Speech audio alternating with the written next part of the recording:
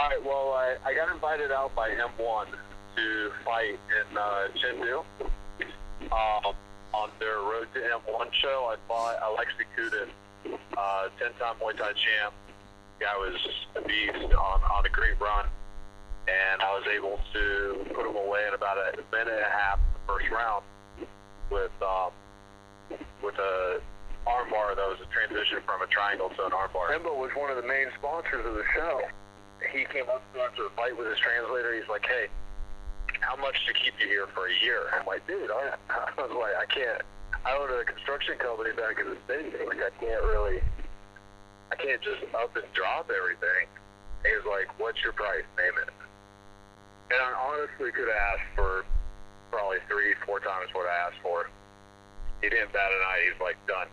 So I was there for a couple weeks. I fell in love with the place.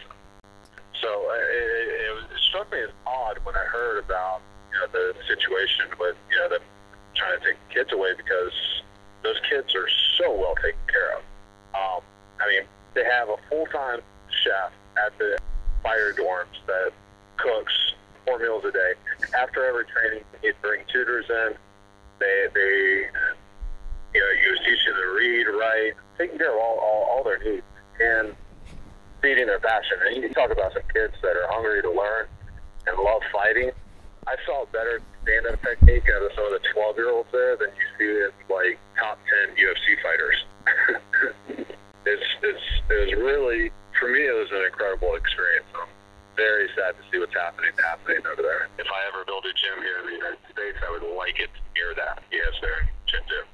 I would go over there between training sessions. I'd train in the morning, eat with all the kids at the kitchen that was between the training facility and the apartment. We'd all sit out there, have lunch, and then I would go take a nap at one of the apartments over with the kids till it was time to train again.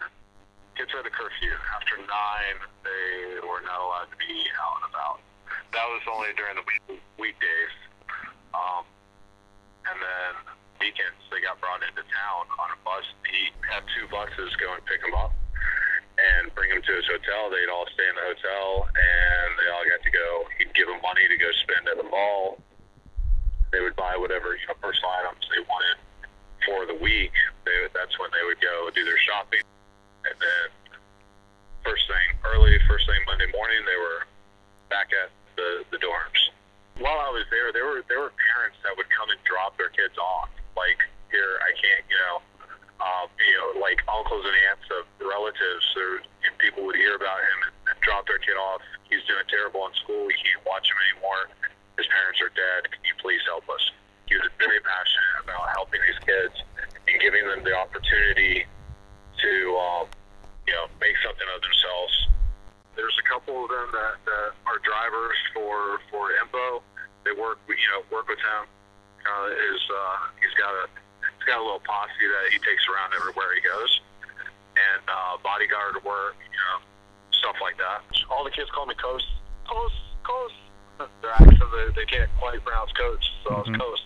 Enbo was very big on education. The conversations I had with him through translators, that's one thing he was very concerned with. He wanted his kids to be as educated, smart as possible, and capable of going and, taking over whatever they wanted to do. My understanding, I don't know how much you know of Enbo. He's close to it, if not an actual billionaire. It was a passion. He was losing money left and right on it. He was just sinking money into it for the passion and the support of the kids. There was nothing as far as return that he was getting aside from trophies and the smiles on the kid's face. Well, I was there. I specifically remember at least 10 kids showed up. Mm-hmm. And they were, I would get the stories secondhand, like, this happened, so-and-so's mom died in a car accident or, work incident.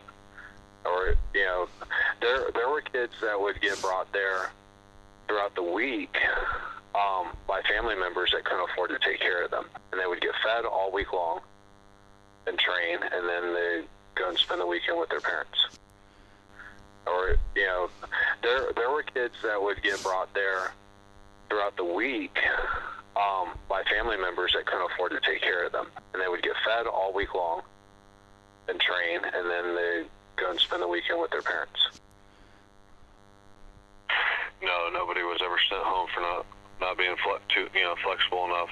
As far as from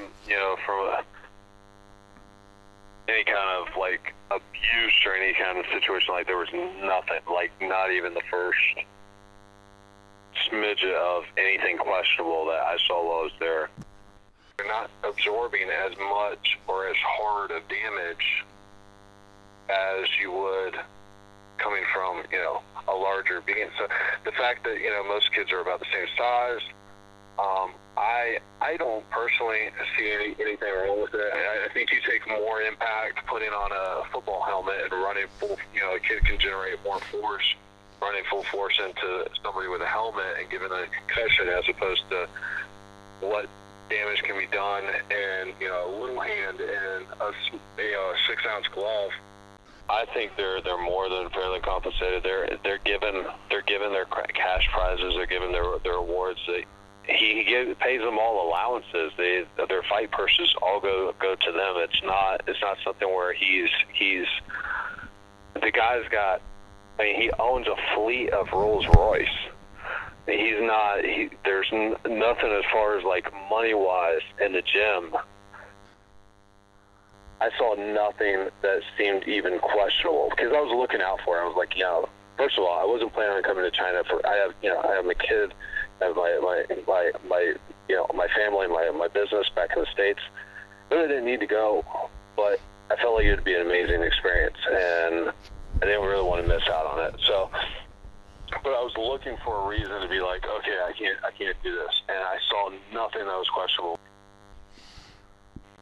I'm very sad to see kids being taken out of there. It was an amazing experience to be able to walk in there. I almost felt like a freaking, I was a teacher, but yeah, it was very rewarding to walk in there and be able to teach them stuff. Super respectful. Thank you. Thanks, close. Thank you. We love you. It's very, very happy environment. I would love to go back.